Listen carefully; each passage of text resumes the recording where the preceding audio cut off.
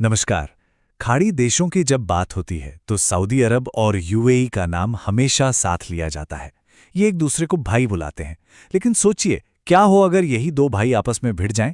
जी हाँ, हाल ही में कुछ ऐसा ही हुआ है। एक ऐसा टकराव जिसने पूरे मिडिल ईस्ट को कह सकते हैं हिलाकर रख दिया है। तो सवाल ये उठता है कि आखिर ऐसा क्या हुआ?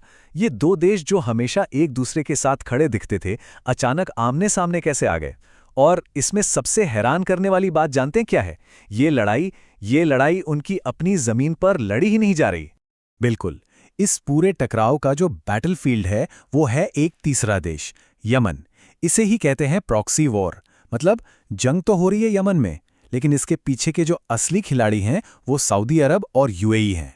तो चलिए, सबसे पहले इसी पहेली को सुलझाते हैं। आखिर यमन ही क्यों? क्या है इस देश में ऐसा खास जो दुनिया की बड़ी बड़ी ताकतें यहां आकर अपनी बिसात बिछा रही हैं? देखिए, यमन की जो लोकेशन है ना, वही उसकी सबसे बड़ी ताकत भी है और शायद सबसे बड़ा अभिशाप भी। ये बाब अल मंदेब स्ट्रेट पर पड़ता है।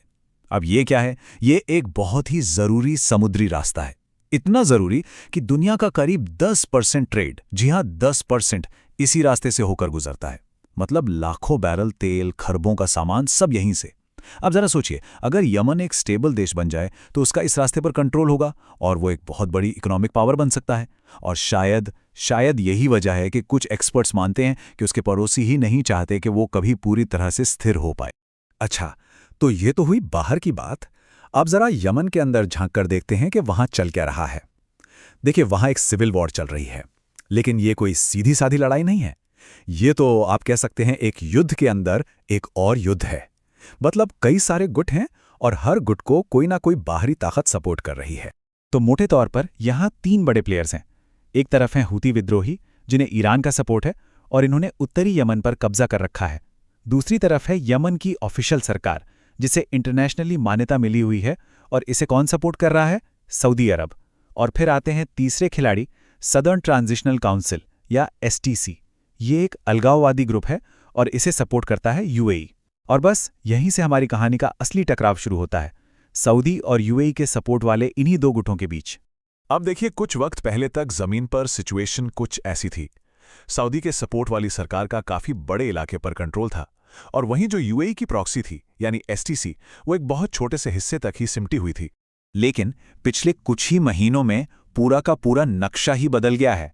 यूएई के सपोर्ट वाली एसटीसी ने सऊदी के सपोर्ट वाली सरकार से एक के बाद एक कई इलाके छीन लिए हैं और अपना दबदबा तेजी से बढ़ाया है। और बस यही वो टर्निंग पॉइंट है, यही वो बदलाव है जिसने सऊदी अरब की नींद उड़ा दी और इस पूरे टकराव की असल जड़ बन गया। तो ये टेंशन धीरे धीरे बढ़ ही रही थी कि तभी एक ऐसी घटना हुई जिसने इस पूरी छुपी हुई लड़ाई को, आप कह सकते हैं, दुनिया के सामने एक्सपोज कर दिया। ये घटना हुई मुकल्ला पोर्ट पर, जहां एक सीधा हवाई हमला किया गया। तो हुआ ये कि यूएई का एक जहाज अपना ट्रैकिंग सिस्टम बंद करके, मतलब पूरी तरह से ऑफ द ग्रिड होकर, रात के अंधेरे में यमन के मुकल्ला पोर्ट पर पहुंचता है।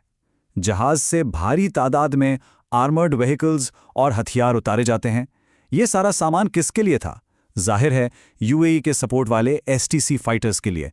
लेकिन इससे पहले कि ये हथियार उन तक पहुंच पाते, आसमान से कहर बरसा। सऊदी अरब ने एक जबरदस्त हवाई हमला किया और पूरे के पूरे काफिले को बस धूल में मिला दिया। और इस हमले के बाद सऊदी अरब का जो बयान आया, वो तो और भी कमाल का था। बयान में कहा गया, हमारा भाई देश यूएई ऐसी ताकतों की मदद कर रहा है जो हमारे किंगडम की दक्षिणी सीमा पर मिलिट्री ऑपरेशन करने की फिराक में है। अब जरा इस बात पर गौर कीजिए, एक तरफ उसे भाई देश कह रहे हैं और दूसरी तरफ उसी भाई के भेजे हथियारों को बम से उड़ा रहे हैं। कितनी बड़ी विडंबना है। तो अब दो बड़े सवाल खड़े होते हैं। पहला, सऊदी अरब ने इतना बड़ा, इतना डायरेक्ट एक्शन लिया क्यों? और दूसरा, जो शायद इससे भी ज्यादा हैरान करने वाला है, कि यूएई ने इस पर इतनी शांत प्रतिक्रिया कैसे दी? देखिए, इसका जवाब छिपा है दोनों देशों की सोच में, उनके गोल्स में। सऊदी अरब के लिए यह मामला पावर का है, रीजनल डोमिनेंस का है, अपनी बादशाहत का है। वो ये बिल्कुल बर्दाश्त नहीं कर सकता कि उसके ठीक बगल में यूएई का दबदबा इतना बढ़ जाए। वहीं दूसरी तरफ यूएई एक बहुत ही प्रैग्मैटिक, मतलब बिजनेस माइंडेड देश है। उसका पहला और आखिरी लक्ष्य है अपने इकोनॉमिक इंटरेस्ट्स को बचाना। वो ये बात अच्छी तरह जानता है कि सऊदी से सीधी टक्कर लेना एक बहुत ही महंगा सौदा होगा, जिससे उसके ग्लोबल ट्रेड पर बहुत बुरा असर पड़ेगा। और इसीलिए यूएई ने एक स्मार्ट मूव चला। उसने तुरंत बैकफुट पर जाना बेहतर समझा। एक बयान जारी किया कि भाई ये हथियार तो हमारी अपनी सेना के लिए थे, और साथ ही यमन से जुड़ी कई डिफेंस डील्स भी कैंसिल कर दी। तो एक तरह से यूएई ने एक महंगा युद्ध टाल दिया। और वो ये भी जानते हैं कि अपने प्रॉक्सी ग्रुप एसटीसी तक हथियार पहुंचाने के उनके पास और भी कई रास्ते हैं। अब ऐसा मत सोचिए कि ये लड़ाई सिर्फ सऊदी और यूएई की है। नहीं, इस रीजनल कॉन्फ्लिक्ट का असर, इसकी जो लहरें हैं, वो पूरी दुनिया महसूस कर सकती है। और हाँ, इसमें भारत भी शामिल है। एक उदाहरण लेते हैं पाकिस्तान का। अभी हाल ही में यूएई ने पाकिस्तान को $1 बिलियन का भारी भरकम लोन दिया है। लेकिन पाकिस्तान का सऊदी अरेबिया के साथ एक बहुत मजबूत डिफेंस पैक्ट भी है।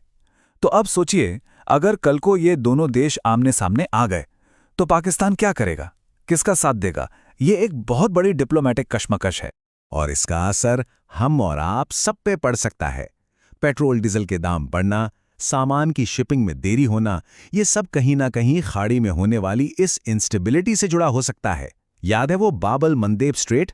वहां जरा सी भी गड़बड़ का मतलब है पूरी दुनिया के ट्रेड रूट में रुकावट।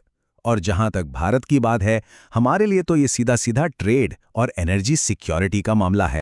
तो आखिर में हम एक बड़े सवाल पर आके खड़े हो जाते हैं।